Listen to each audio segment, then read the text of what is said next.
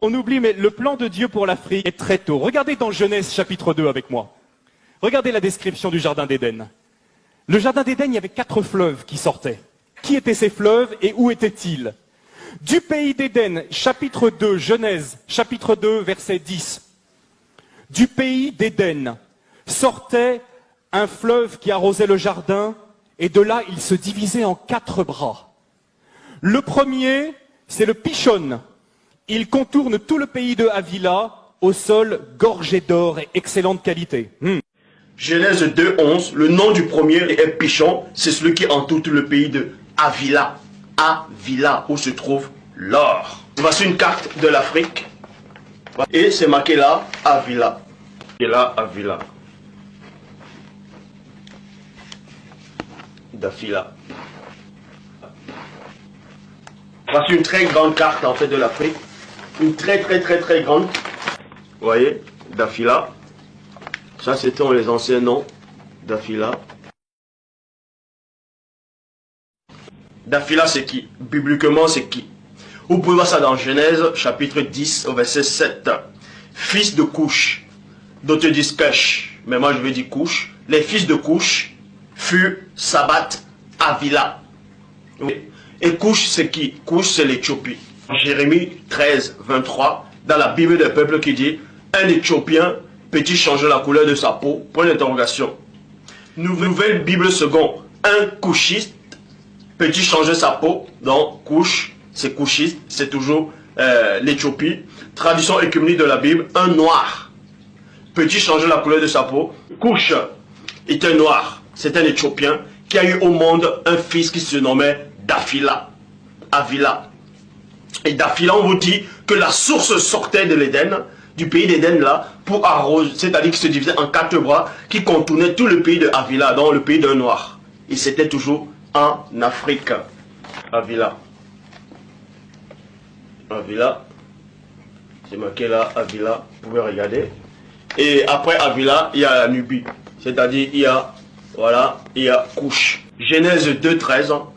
Le nom du deuxième fleuve est Gishon. Il entoure tout le pays de Couche. Donc il entoure tout le pays de l'Éthiopie. Le deuxième fleuve s'appelait Gihon. Il parcourt toute l'Éthiopie, ou dans certaines versions le pays de Couche. Et le quatrième fleuve, le troisième fleuve, c'est celui qui coule à l'orient de la Syrie, c'est le Tigre. Et le quatrième fleuve, c'est l'Euphrate. Regardez. Quels sont les noms qu'on donne à l'Afrique dans la Bible? Les noms qu'on donne à l'Afrique, ce sont Couche, qui veut dire Éthiopie, Mitzraïm, qui veut dire l'Égypte, et Pouth, à Couche, Mitzraïm ou Pouth. Et, à la surprise générale pour certains, c'était des pays noirs. À l'époque, c'était des pays noirs. Toutes les recherches historiques ont montré qu'à l'époque de Moïse, ont montré qu'à l'époque biblique, l'Afrique était un pays noir. Et d'ailleurs, il suffit de regarder les hiéroglyphes. Le premier, c'était Havila, toujours dans un pays des Noirs.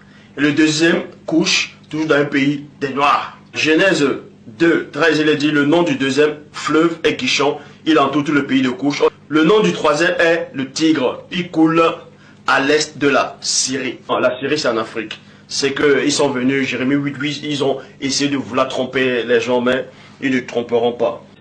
Il y a des cartes qui datent du XXe siècle, il y a les cartes qui datent du XVIe siècle, ainsi de suite. Dans Genèse chapitre 14, il est dit, le nom du troisième est le Tigre.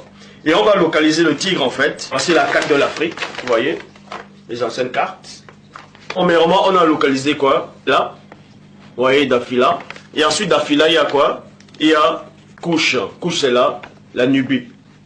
Couche, c'est là, la Nubie. Le Tigre, c'est là. Vous voyez, c'est marqué là, Tigre. Le Tigre. C'est une vieille carte en fait, où on a même localisé la Galilée en fait, la Galilée.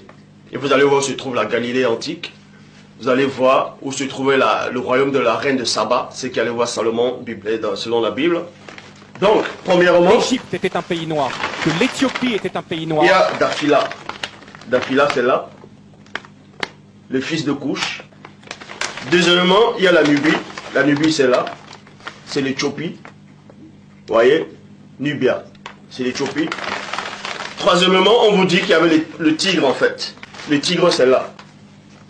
Voici, c'est marqué tigre. Le tigre de la Syrie. Or, dans d'autres versions des Bibles, il n'est pas dit le tigre, il est dit Hiddekel. Dans le grand fleuve qui est Hiddekel. Hiddekel, c'est le tigre en fait. Donc, c'est à la Syrie. Et la Syrie, c'est où? En Mésopotamie. C'est à Babylone en fait. Daniel chapitre 10 au verset 4, Daniel dit qu'il était au bord du grand fleuve qui est Hiddekel. Donc, il était à Babylone. Je prends une carte de l'Afrique qui date du 20e siècle. Du 20e siècle. Et c'est marqué là, Shinéar. Vous voyez? Shinéar, dans la Babylone antique, la Mésopotamie, c'est dans l'Afrique noire. C'est dans le continent africain. Qu'on ne vous mente pas que c'est en Irak là, ça c'est faux. Shinéar. Et ensuite, tout en bas, c'est marqué quoi? Gaza. Gaza, c'est dans l'Afrique.